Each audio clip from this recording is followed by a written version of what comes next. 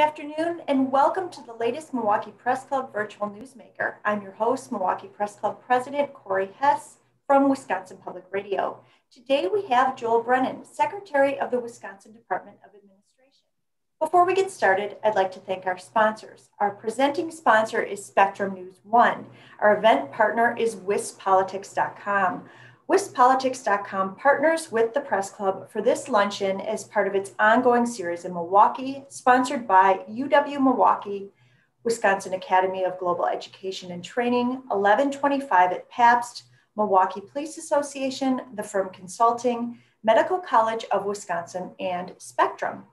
Once again, today we have Joel Brennan. Joel was selected by Governor Tony Evers to head the Department of Administration in January 2019. Joel's office helps the governor develop the state budget and supports other state agencies and their programs. The DOA has also been at the table during contract negotiations with Foxconn and recently helped renegotiate the state's deal with the company. Thank you for being here today, Joel. Thank you, Corey. It's a pleasure to join you, and just a pleasure that we have an opportunity to talk about things surrounding the state budget, what's going on in the state legislature and in the Capitol in Madison. And I guess to start with, what I would say is what a difference a year makes. There was some information that just came out today that I'll talk a little bit about, but if I go back to where we were in May and June of 2020, really at the height of the pandemic. We're talking today about the state budget, and really it's a several month process that the administration goes through even putting that together. So last year in May and June, the governor, working with the Department of Administration and our state budget office, sent budget instructions to the different agencies across state government. And those instructions really were surrounding very challenging, very fragile economic times. The forecasts were not good at that time. Over the last few weeks of the fiscal year last year, the fiscal year ends on June 30th, we, through the governor, we required state agencies to return about $70 million because we really didn't know where things were going, and we were forced to tighten our belts there. And there were other things that were happening around. The schools had all gone virtually, so people were finishing their schools virtually. There were major challenges around testing, infrastructure that we were setting up. The alternate care facility was ramping up at State Fair Park in Milwaukee. So that's where we were a year ago. And little by little, as time has gone on, the news has gotten better. And we've shown in Wisconsin the resilience that we have as a state, as individuals, as families. And now, we look at where we have come through that. We invested over the course of the second half of 2020, about $2 billion through the governor's coronavirus relief funds. We invested about half of that in the public health infrastructure, about half in the economic recovery. So $250 million to small businesses, a couple $100 million to local units of government. We spent money on rental assistance to help affected industries in the lodging industry and places like that. So all of that had a cumulative effect of getting us back to feeling a little bit better about where things are. And in January, things looked a little bit better. And today, the Nonpartisan Legislative Fiscal Bureau released their projections for the end of the current fiscal year, which ends in just a few weeks, but also for the coming budget. And the news is very good for Wisconsin. The news is very good about our comeback. In short, the projection is that at the end of the current fiscal year, so June 30th of 2021, we'll end up with a balance of about $2.6 billion. About $800 million of that will go into the Budget Stabilization Fund, the rainy day fund, which will really it'll more than double the amount that's in there. So a year ago, we were thinking about, and there was really serious discussion, would we have to tap into the state's rainy day fund? Because it really was a very challenging time. Now we're going to end up with a balance that's larger than ever, the largest transfer we've ever made of more than $800 million. And Governor Evers, when he took office, as I recall, the Budget Stabilization Fund or the Rainy Day Fund had somewhere a little bit north of $300 million in it. Now it will have, after sometime later this summer or this fall, will have $1.5 billion in it. So roughly 5 times the Budget Stabilization Fund that he inherited. And so, it really is an opportunity for us to celebrate that, but also to look at how do we bounce back from this? Wisconsin is certainly starting to recover. Our unemployment rate shows that, the economic activity shows that, these numbers show that, but how are we going to continue to invest in the infrastructure around Wisconsin that will make the next decade, that will set the stage for the next decade to be one where, not only can we continue to grow and rise, but we bring even more people who live in Wisconsin, parts of Wisconsin, rural areas, people who live in communities of color in urban areas who have not enjoyed all the prosperity necessarily that we've had in the past. How do we make sure that they're brought along and that they enjoy prosperity moving forward? So the news is very good. The outlook is good for Wisconsin, but we need to continually invest. We need to continually do that. And then the governor, under the banner of the Badger Bounce Back, did that in his budget. And I'm really excited and enthusiastic to talk about where that is. As everybody on this call knows, the legislature is taking up aspects of that budget right now. That process will continue for several weeks, but I hope that the news today and what's been happening and the evolution and the demonstration of Wisconsin's resilience is something that is shown in the budget that we eventually pass and the governor can sign, which invests in really important aspects around education, around economic development, around healthcare, infrastructure in the state of Wisconsin. So really happy to join you, happy to be here with you today and to talk about these things. Well, great. We're happy to have you. So let me introduce our media panel. We've got Ben Jordan from TMJ4, Sean Ryan from the Milwaukee Business Journal, and Ricardo Torres from the Journal Sentinel. We go in alphabetical order, so Ben will kick us off. All right, good afternoon, Secretary Brennan. Let's start things off with this $4.4 billion additional tax collections, kind of unprecedented really, and a surprise to many. Where did that money come from? And how does the governor plan to spend it? How would he hope to spend it? Is it an increase in school funding? Is it other programs versus cutting taxes altogether for certain tax brackets, as Republicans have signaled they would like to do? Yeah, well, thanks. First of all, Ben, just to talk a little bit about where this comes from.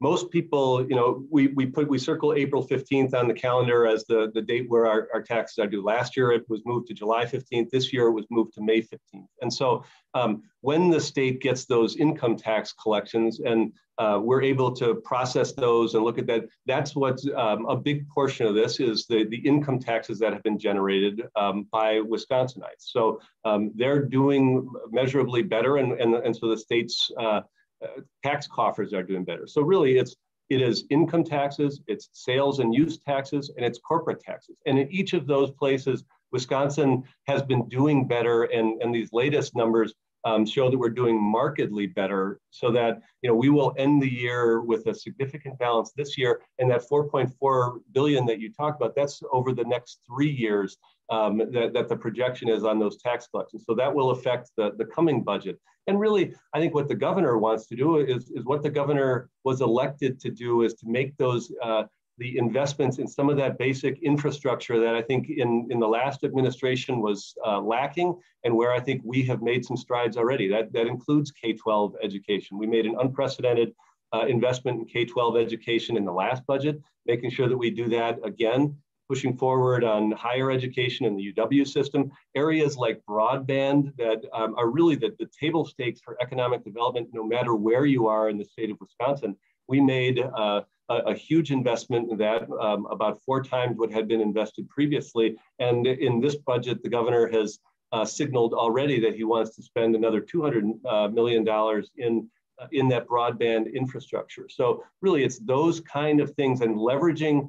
We've gotten the federal dollars. We've been able to use those to help small businesses around the state. But that the pain from COVID-19 wasn't felt equally, certainly across the businesses and across people in the economic spectrum. So ensuring that as we have investments that we can make, as we have opportunity to do that, that we're doing that in a way that is equitable and ensures that even more people in Wisconsin can come along for what we hope is the next decade of economic prosperity and growth in our state. Yeah, to follow up on that real quick, I'm sure there are a number of Wisconsinites who say, you're seeing a surplus, why not cut my taxes? Would that be something that Governor Evers would be on board with in terms of, what Republicans are looking at? Sure. Well, to be honest, the governor has already a demonstrated record of cutting taxes. In his first budget, we had significant tax cuts that were directly impacted the middle class in Wisconsin. Over the course of the first 2 years of the governor's term, we've cut taxes by about $1 billion. If you go to what the existing taxes that'll go through to the end of the next budget, we will have cut taxes by about $2 billion. So the governor is no stranger to cutting taxes. It's something that, that there is a place for, absolutely, but there's also a place for making sure that we make the kind of investments that are necessary in K-12 education and healthcare and other things, so that we leverage those things and make sure that we can get Wisconsin moving as quickly and for as long term as possible. Doing things like what the Republican legislature did in the Joint Finance Committee of increasing education, but only increasing it so little that we put at risk about $1.5 billion of federal money. That is kind of, I think what we would qualify as recklessness. I heard over the weekend one of the legislators say, well, we're going to go back and fix that. But budgets are about values and priorities, and even the process that you take reflects those priorities. So as we're looking at this, and as the governor introduced his budget, it was about making sure we could make those investments in infrastructure and economic development, in education and higher ed and innovation that are really going to put the wind at our back in Wisconsin for the coming year. So that's, I hope that's where we're collectively headed, and I hope that that's where the legislature wants to go as well. Good afternoon, Joel. This is Sean at the Business Journal. Hey, so looking back at this past year, I mean, all the economic and budget surprises caused by the pandemic, considering these numbers today, to what extent are these estimates that look 2-3 years out actionable? Can you respond with more spending or tax cuts? Are they conceptual at this point, or can you use them to drive planning and decision-making right now? Well, really, the reason why the Nonpartisan Legislative Fiscal Bureau puts these out is very much to drive that planning and to inform and instruct decisions that are made around the state budget. And so, I guess we're talking today about the budget process and where it is, but the governor outlined a budget, introduced a budget back in February that had significant investments in all of Wisconsin, in an equitable recovery, in a recovery and a bounce back that ensured that more and more people could be part of that prosperity. I got a prop here. Sorry, I have to show it here for a second, but here, this is what this is. This is the governor's, the summary of the governor's budget recommendations right here. All these tabs are the hundreds of items that the Republicans in the Joint Finance Committee took out before ever even having any discussion, any conversation of that. I think that's shortchanging Wisconsin voters, Wisconsin residents, because those are investments in things like Badger Care expansion that would draw down and bring in significant more federal money into Wisconsin. There are investments in things around K-12 education, investments in things around infrastructure. And so, we need, and we have now an opportunity to look back on those things and to really dig in on some of the things that the governor has proposed in terms of making those investments that are truly going to help in the economic recovery, but not just help in the very near term.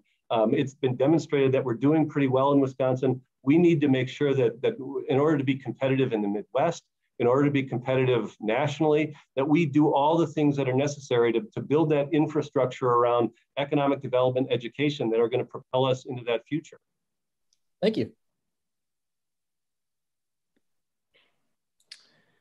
Switching topics a little bit to Foxconn, the state renegotiated its deal with the company, and under the previous deal, it was very specific in terms of what they were planning to make, making those screens, making the 10.5 generation facility.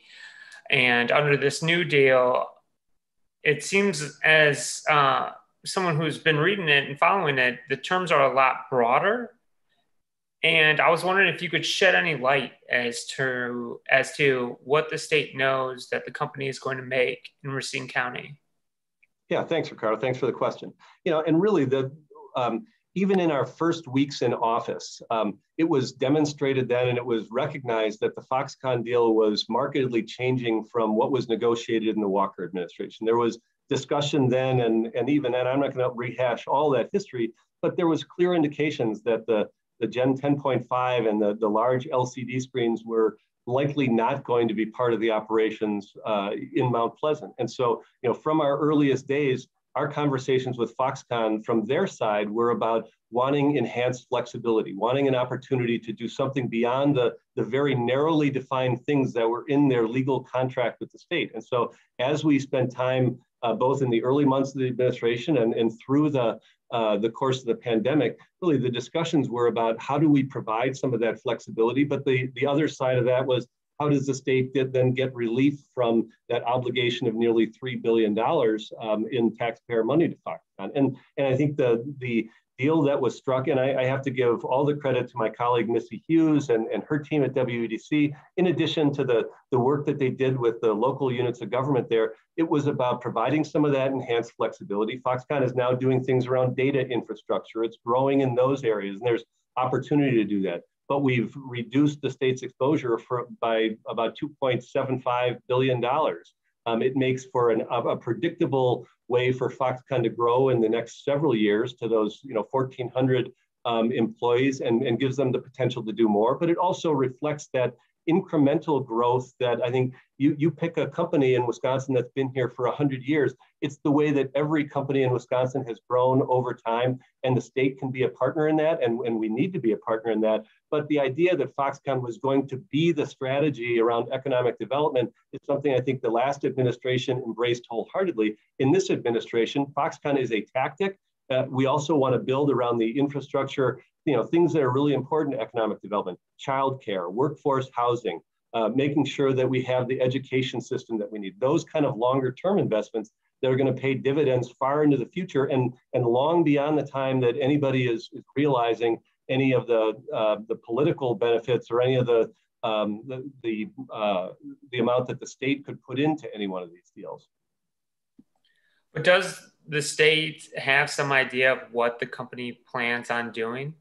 Well, I think they're already doing work in the data infrastructure area. I think they have had discussions around other contract manufacturing that they can do with other partners. Those have been reported in your newspaper and elsewhere. There's opportunities for other things. We're working not just with the local units of government, but with the M7 and the regional economic development areas to not only just have it be about Foxconn. Foxconn can anchor that area and anchor that development, but what else can we bring in around there that complements this, that ensures that there's even bigger economic impact from this than just whatever Foxconn is going to produce? Secretary Brennan, it's been reported that Foxconn held out for months on coming back to renegotiate this. What do you think it was that the state did to make them change their mind in that regard? Well, the first thing we did was enforce the contract. The Foxconn signed and the prior administration negotiated a very narrowly defined contract that was about making a very specific item. And it was clearly demonstrated very early on that that was not the thing that they were going to be doing there.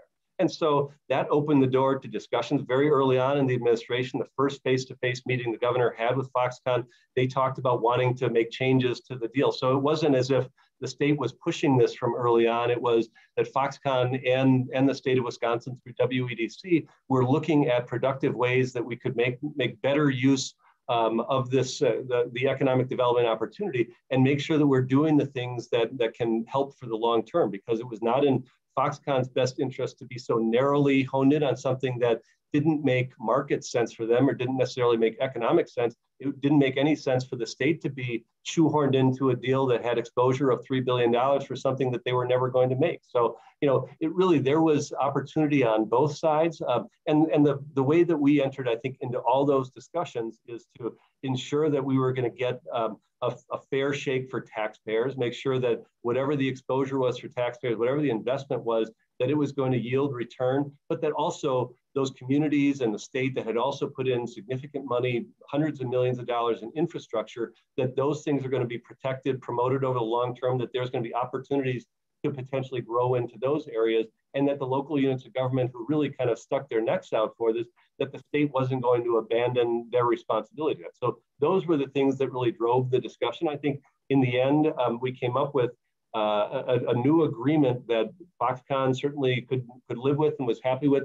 The state can, the local units of government are in some ways are protected by that. And we can look at what's going to happen moving forward in terms of incremental growth and other things that can happen in Racine County.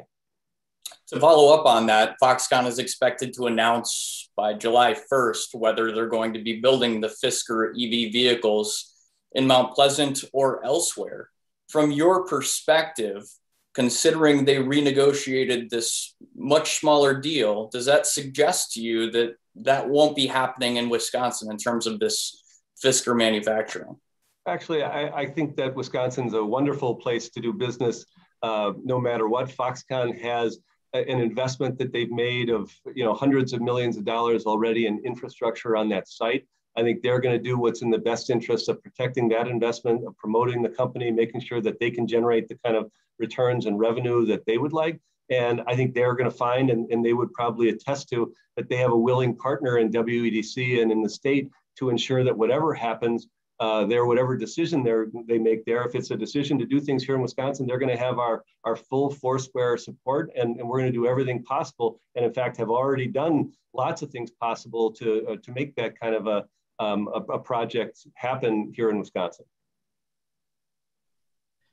Talking about Fisker and this possibility for them to make electric vehicles with Foxconn, can you talk about what kind of opportunity that represents? What's at stake here? I mean, what could that operation mean for the state and for Racine County were we to be selected for that? Well, I think the opportunity is a good one for Racine County. Anything that brings new employment opportunities into the state of Wisconsin is a good thing. But I guess I would hook on maybe to the what Fisker manufactures and just the burgeoning industry around electric vehicles and the responsibility we have as a state. I saw just, I think in the headlines this morning, that our CO2 emissions are back up to record levels after they went down significantly when people weren't driving last year. And as a state, we have a responsibility to do things in a responsible manner when it comes to how do we maintain our environment? How do we ensure that we're leaving a Wisconsin that's better for the next generation? And so part of what's in the governor's budget is kind of the backbone of an EV charging infrastructure around the state, and making sure that we can do things around the overall electric vehicle industry. So there's a possibility with Fisker. There are possibilities with others. Wisconsin needs to be open to those, but we also, at a point where GM and Ford and others are moving in that direction, it's certainly something that as we look at our overall transportation infrastructure, as we look at where we're going as a state, we need to be welcoming to that. And that's why there are things in the governor's budget around sustainability, around electric vehicles that I think are hopefully going to pay dividends for us for the long term. But any manufacturing that we can do around that is good for the state of Wisconsin. And I think we are getting recognized for that nationally. And I think that's a good thing for us. And we're more than happy to talk to anybody who wants to come here and wants to be part of this. You may be familiar, Sean, that Oshkosh Manufacturing, the Oshkosh Corporation, they're potentially doing significant new vehicles for the Postal Service. There's an element of those that could be electric as well. And so there's all of those aspects that go into what the future of economic development looks like. There's an infrastructure package that could be coming at the federal level that could also supercharge some of those things. Wisconsin needs to be prepared to embrace those things and prepared to move forward on those things. The last thing I'd say, again, and it's tangentially responsive to your question, but we just got through, and the lieutenant governor was part of a climate change task force on behalf of Governor Evers. And there were more than 50 recommendations that came out of that. A number of those were introduced in the governor's budget. A number of those have wide industry support, and it's where industry is going, and the state needs to make sure we're catching up and we're investing right along with it in our capital infrastructure, in what we're doing around the state to just ensure that we're not only doing right by the environment, but we're making sure that we can capture what the economic opportunities are in that area as well moving forward. And can you say, are state officials doing anything right now to try to make sure that Fisker work happens here in Wisconsin? We're doing whatever we can to make sure that that Wisconsin gets any new jobs, any relocations, or any growth that's possible in the state of Wisconsin. There are people who work every day. My colleague Missy Hughes and her team at WEDC are doing that. I can tell you that it's not just one company, but there are dozens of companies and dozens of ways in which we're trying to make this state more inviting. One thing that I guess I would mention, because it just ended yesterday, as part of the recovery plan, the rescue plan dollars, the state had over the last 2 weeks opened a portal to ensure that every company in Wisconsin with revenue from $10,000 to $7 million was eligible for up to a $5,000 grant to kind of get them restarted or to ensure that they could do something, make sure that their recovery continues on pace. And so, that's a universe of 84,000 companies across the state of Wisconsin. I can guarantee you that the lion's share of those, a huge, significant share of those took advantage of that. Those dollars will be going out the door in the coming weeks. So, there's lots of work that we're doing to ensure that there's a continued recovery. It's not just about one company. It's about making sure that the overall infrastructure around the state and companies large and small are benefiting from this economic recovery here. I totally understand what you're talking about when you say that this is not just about one company. And when it comes to Foxconn, they tend to take up a lot of the oxygen in the room. However, with other companies, there is a clear understanding of what's going to be made in what facility. And I don't think we're going to get much detail beyond data infrastructure, but I guess I'm wondering, when will the state know what Foxconn plans to manufacture in the facility, or does the state have to wait for that third-party audit to file their report before they understand what's being made there?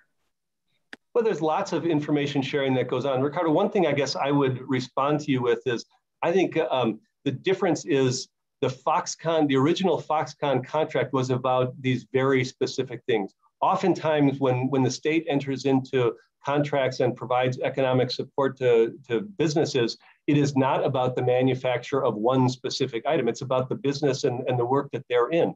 Foxconn is in the contract manufacturing business largely. So they have always been seeking the opportunity to do more flexible work on that site. And that's kind of who they are as a corporation or an organization. So, when we're doing things with Milwaukee Tool or others, it's not about one specific thing. It's about the economic growth and the economic potential there. And that's really the way that we have re-envisioned the Foxconn contract, is to give them some more of that flexibility. We don't need to tell them what to manufacture. I think that was part of where things a little bit went wrong, or where there was where the challenge was with the original contract. This provides them with some of that flexibility, some of that predictability moving forward, but it mirrors more of what we've done with other companies, as opposed to being so specific and so demonstrative as to be about one specific item, which I think was one of the things that really hamstrung the first item and put everybody in jeopardy. And that's one of the things that, working through WEDC and Governor Evers, that we've tried to fix and move forward on. Assembly Speaker Robin Vos, who voted in favor of the New Deal, said that under this deal, Foxconn is going to get more taxpayer money than they would have under the previous deal. I was wondering if you had any comments related to that. Well, I was an English major and not a math major in school, but when you take 2.77 or 2.85 billion and you take it down by 2.77 to $80 million in terms of the exposure to the state, I don't know where Robin is doing his math. I don't know where he went to school. I don't know what he does for his math, but I just I would tell you that what this did for the state was to ensure on Foxconn's behalf, on the state's behalf, that there was a predictable future moving forward, that there was opportunity for them to grow incrementally, that there's opportunity for there to be growth and security for the local communities. And we're going to continue to work with them over time to ensure that this is a really a home run for the state of Wisconsin, for Racine County that Robin Vos represents, and for the whole state. But again, I guess I would go back to, under the previous administration, and Speaker Vos was part of this, Foxconn became the economic development strategy. It was about Foxconn, not only in Racine County, but Foxconn in Milwaukee, in Madison, in Eau Claire, in Green Bay. Most of those things never materialized to this point. And so, Governor Evers has a 72 county economic development strategy, investments that we need to make overall. Foxconn's a tactic in that. We're going to continue to spend enough time on it. We spend an awful lot of time in discussion here on something I think we should be also talking about the state budget. But we want to make sure that what we're doing in investing in companies in Wisconsin has a statewide return, and that's part of what we did in kind of right-sizing the Foxconn deal. Back to the state budget, in terms of this surplus of billions of dollars in tax collections, what does that mean for the weeks ahead as the legislature and Governor Evers try to get what they want in this upcoming budget? Does it mean that they're going to be coming to the table and finding a negotiation? Does Governor Evers plan to come to the table with legislative leaders? Well, the governor has always expressed an intent and a willingness to do that. And there are conversations that continue. There are conversations that my colleagues and I and people across the administration have with members of the Joint Finance Committee on a regular basis as this budget goes through. Frankly, today the legislature and the Joint Finance Committee is likely to take up the state's capital budget. The infrastructure and the people who work on that capital budget work within the Department of Administration. They spend lots of time going through all that with the legislature. So there is work that continues to go on around that. I think there should and there could be a consensus built around what investments we need to make. Look, I've spent over the last several months, not only I, but colleagues of mine, the governor, we spend lots of time talking to local businesses, talking to local elected officials around the state. And I think that when they talk about economic development and where that's going to come in the future, they're scared on a couple levels. They're scared because they don't have the level of workforce housing. They don't have the diversity of housing to make sure that they can meet the needs of their community and meet the needs of their employers moving forward. They don't have necessarily, the people who live there don't have access to quality, affordable, accessible childcare. They don't have, some of the infrastructure around broadband. All those are investments that the governor has proposed in his budget, and all those are things I think that we can come to consensus around. And but unfortunately, some of those are things like a $50 million investment in workforce housing around the state in partnership with local units of government. That was removed by the Joint Finance Committee a couple of weeks ago. Maybe we can revisit some of those things that are truly about the overall economic infrastructure, in addition to revisiting things like the investment in K-12 education, because it puts at risk, quite literally billions of dollars in federal aid. On that topic, I wouldn't be doing our state justice if I also didn't, mention that one of the other things that went out of the budget without even a discussion, one of the things that there was a special session of the legislature that gavelled in and gavelled out in I think less than a minute in the last few weeks is Badger Care expansion, which would provide 90,000 people in the state of Wisconsin, half of whom don't have health insurance now, with an opportunity to access quality health care. It would save the state, and this is not my numbers, not the Evers administration, but the Nonpartisan Legislative Fiscal Bureau, same people who came out with these numbers today. It would save the state $630 million in the next 2 years. Through the Rescue Plan Act, we'd have access to another $1 billion in flexible resources to make sure that we're putting into the state's economic recovery. Those are the things that now they go by the wayside without even discussion. 70% of the people in the state of Wisconsin are for this, but the legislature, a few leaders in the legislature are not. And so it doesn't even see the light of day, doesn't even have an opportunity for people to go on record around this. And I think that's one area where process is failing us, and where the process that's been laid out is not to the benefit of the people around the state of Wisconsin. We have these great numbers that came out today, and that gives us a certain amount of opportunity. There are also opportunities for us to not continue as federal taxpayers to subsidize healthcare that's going on in Montana, Utah, Indiana, Iowa, all very red states. But we can access some of those funds and make sure that those are getting put to work here in the state of Wisconsin. If you were to identify one area where you think this surplus could be spent in terms of Governor Evers and the legislature agreeing on, where would it be? Would it be education? Would it be tax cuts? Well, the governor has already, through his budget, really outlined the priorities in the investments he wants to make. There are significant investments in K-12 education, 10 times the amount that the Joint Finance Committee approved within just the last week or so. There are investments in broadband infrastructure. There's investments, another $200 million that could go into economic development and direct aid to businesses. And so, it's really, how do we, both with these dollars, but also with the federal dollars that we have that are about the rescue plan and recovery, how do we make sure that we're ensuring that Wisconsin has as rapid a recovery? We certainly have gotten off to a good start here. How do we set the stage that recovery carries us through for the next decade? So it's really around some of those very basic infrastructure things that I think the investments are made. And as I mentioned, the governor is no stranger to tax cuts. He's no stranger to having invested in those things, but doing it in smart ways. The governor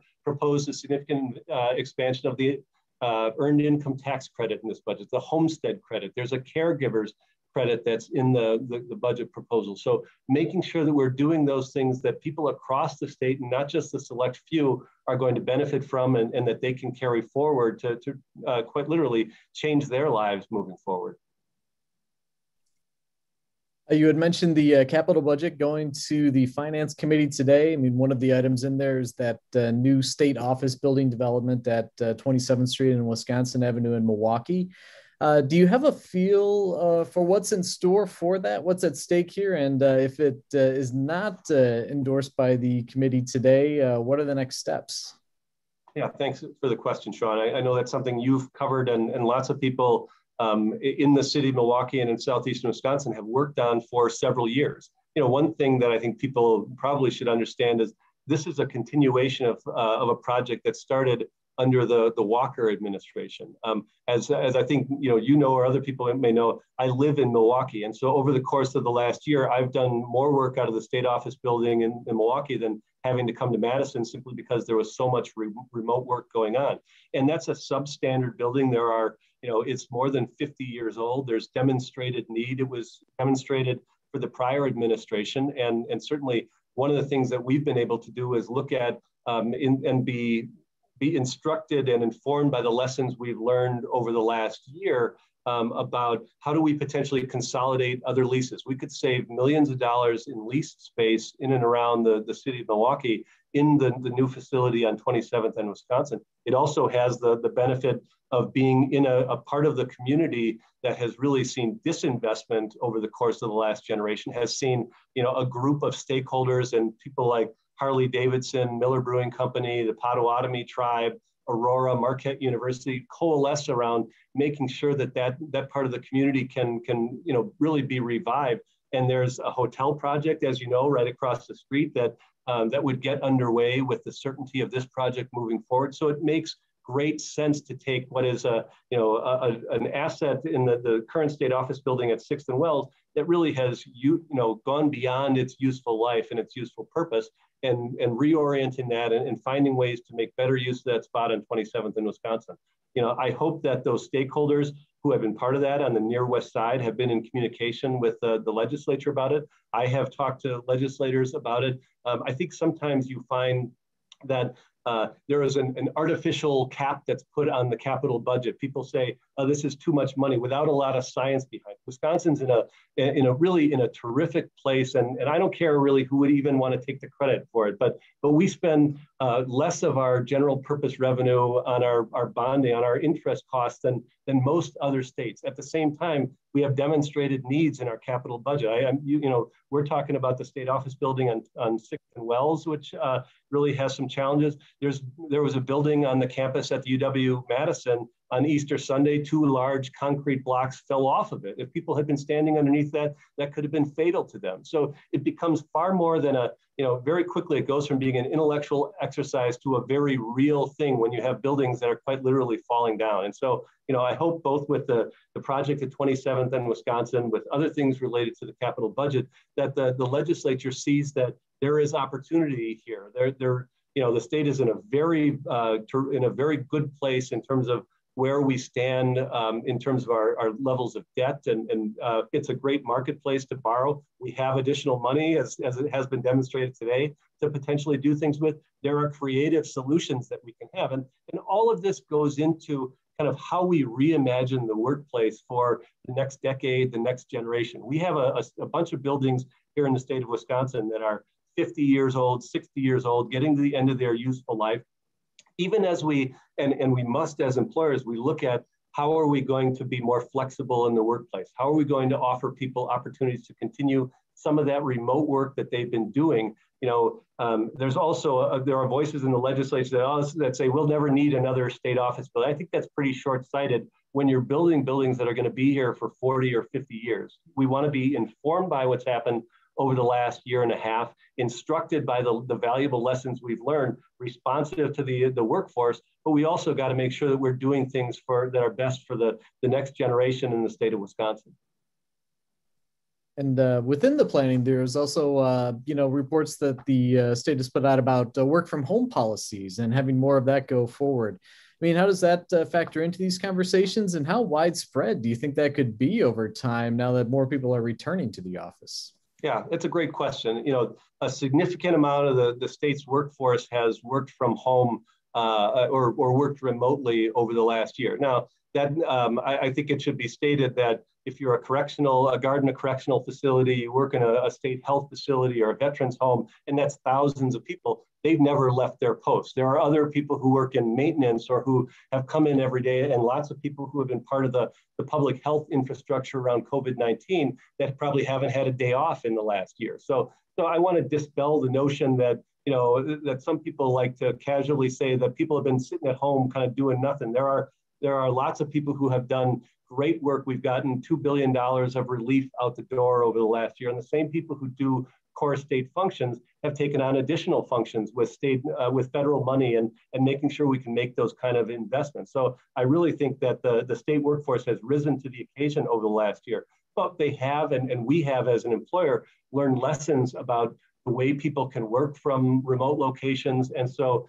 over the course of the next several weeks, as we return to kind of the normalcy of state operations moving into to July 6th, where everybody will be invited back in, we also are welcoming the opportunity to look forward and really continue some of the work that was going on even pre-COVID around remote work and opportunities for flexible work. And I think most of you probably know this, but demographics are not with us when it comes to where the workforce is heading. Between 2020 and 2030, the number of people entering the workforce, the growth in the number of people entering the workforce is less than half of what it was from 2000 to 2020. And so, demographics are against us. Employees are going to probably have a little bit more of a say.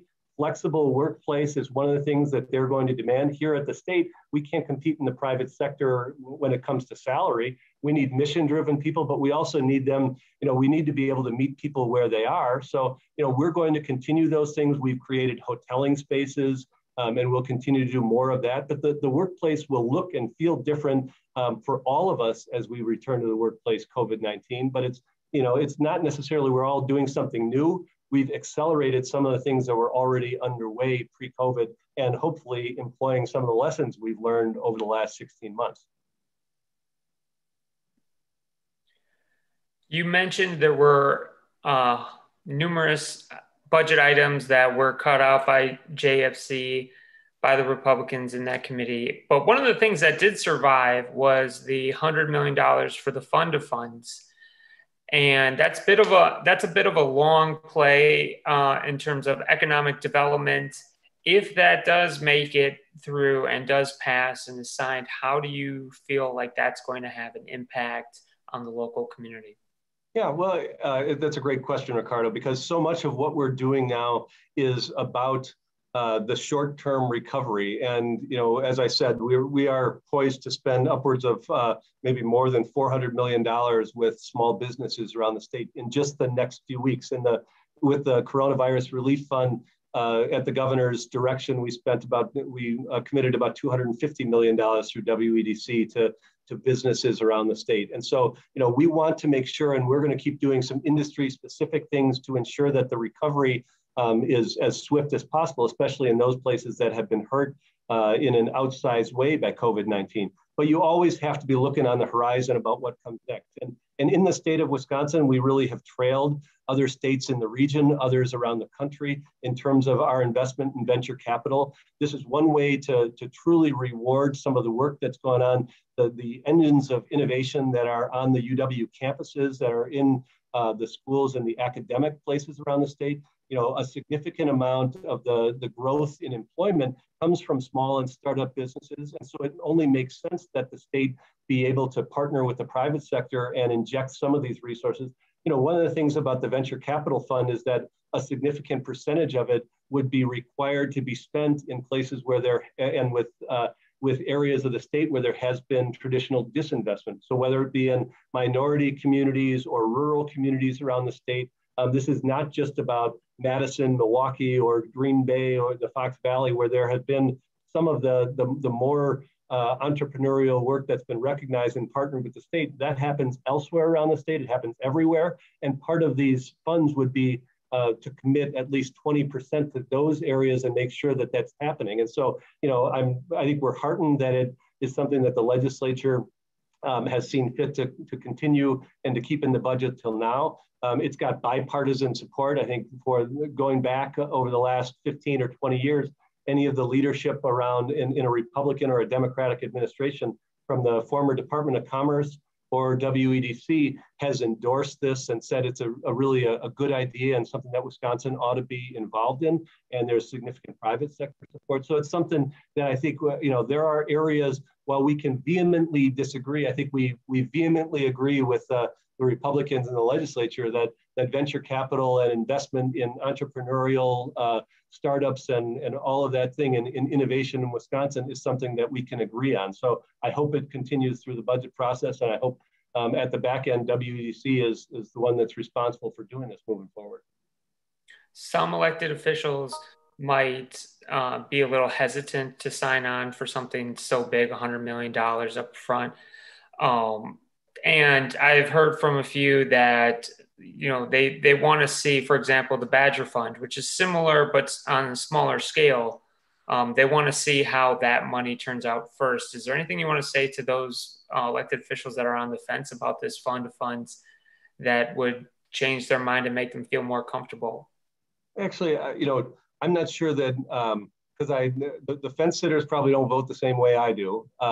And I guess what I would say, and so my words may not mean a lot to them, but I think the words of people who have been on the ground doing this work, kind of the day-to-day combat of economic development, and the bipartisan group of economic development officials, the Technology Council and others around the state who have endorsed this, I think that should speak volumes to those fence sitters that, you know, waiting and seeing is not something that I think is to our benefit all the time, especially when it comes to, you know, encouraging the spirit of innovation and entrepreneurship.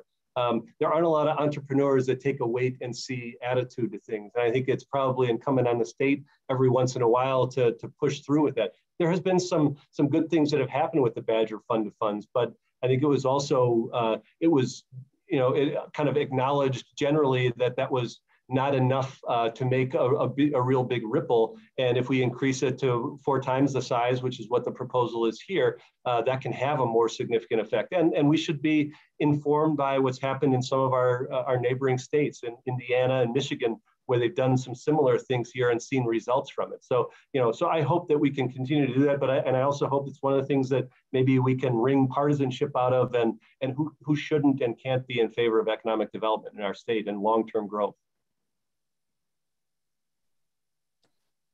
One of the biggest complaints you'll hear from City of Milwaukee officials as well as Milwaukee County officials is they say they're not getting enough money back from the state. And you see that in investment in Milwaukee County parks, for example. It appears this local sales tax isn't going to happen this year. Do you believe the City of Milwaukee and Milwaukee County get their fair share back from the state? And if not, what can be done to address that? Yeah, well, I mean, I think that the City of Milwaukee, Milwaukee County have an argument to be made, but so do the other 1,800 units of government in our state. state shared revenue, which is part of the contract between the state where money gets sent to Madison, and by that contract or agreement that's over 100 years old, money is supposed to get sent back to those local communities. It's been frozen in the same place for virtually the last 20 years. Both in the last budget and in this budget, the governor proposed increasing that.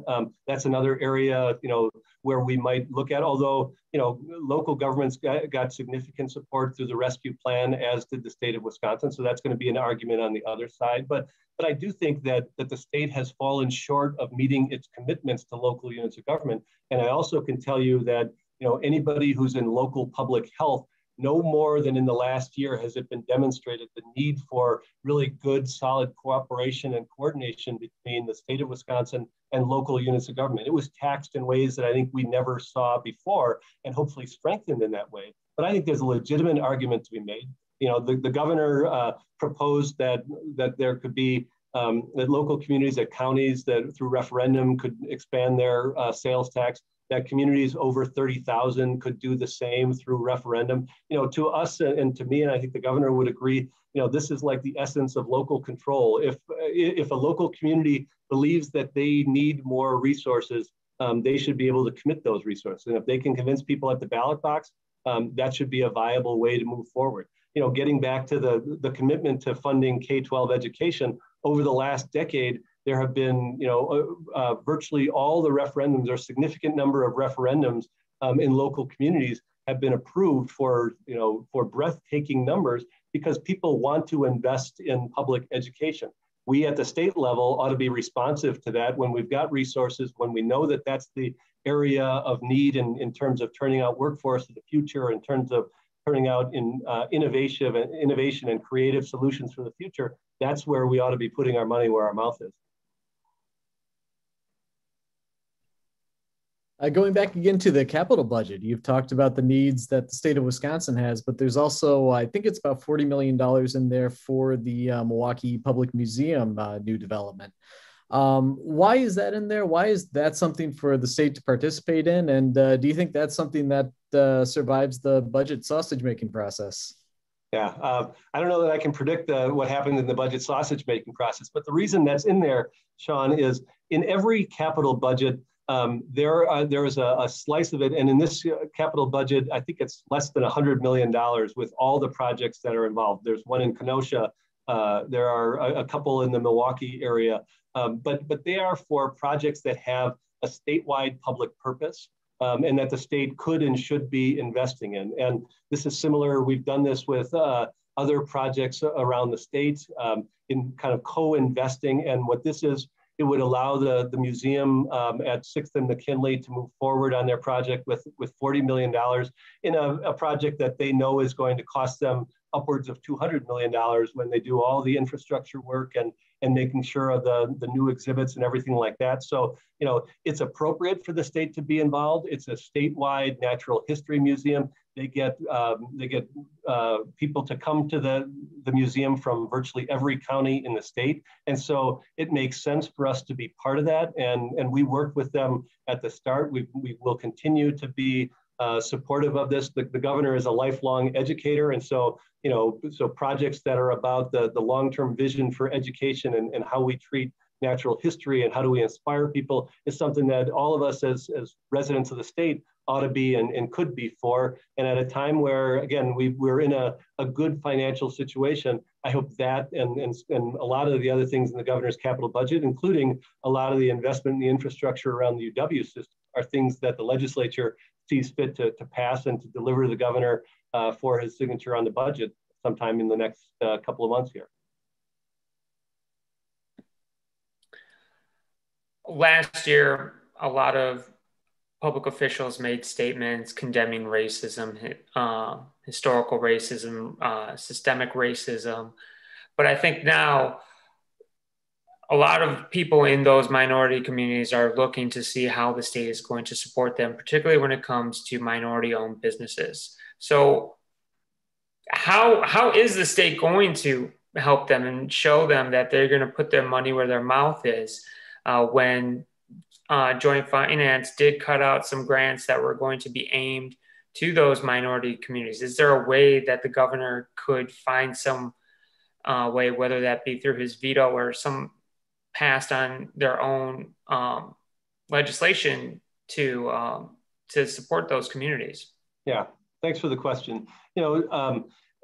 There are things that, part of the hundreds of things that were removed from the governor's initial budget recommendation were things around equity across the state. So creating a cabinet level chief equity officer position, having work be done. And we continue to do work, notwithstanding whatever the legislature does, but to ensure that the state workforce looks like the state of Wisconsin and brings into it the richness that we have.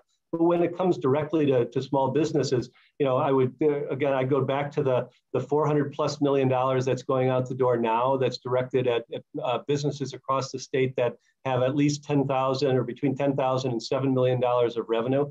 There'll be more specific directed support for other industries and other affected businesses that we'll do through the America Rescue Plan dollars. WEDC already has existing programs that support the infrastructure and in economic development with different partners across the state, and they'll continue to do that, and there's opportunity for that to grow.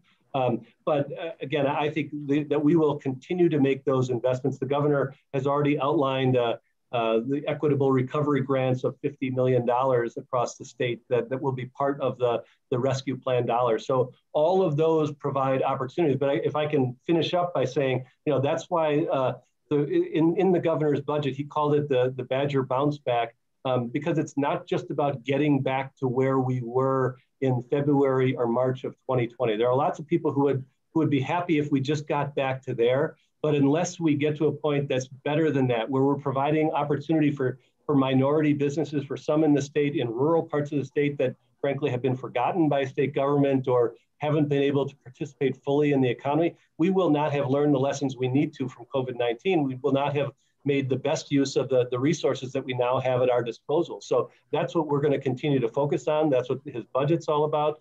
And that's what we're going to try to do in demonstrating the work that we're going to do with the rescue plan dollars as well. Well, thank you so much, Joel. This was such a great conversation. And thank you to our panel, Ben Jordan, Sean Ryan, and Ricardo Torres. I really appreciate you coming today, Joel. You're having a busy day.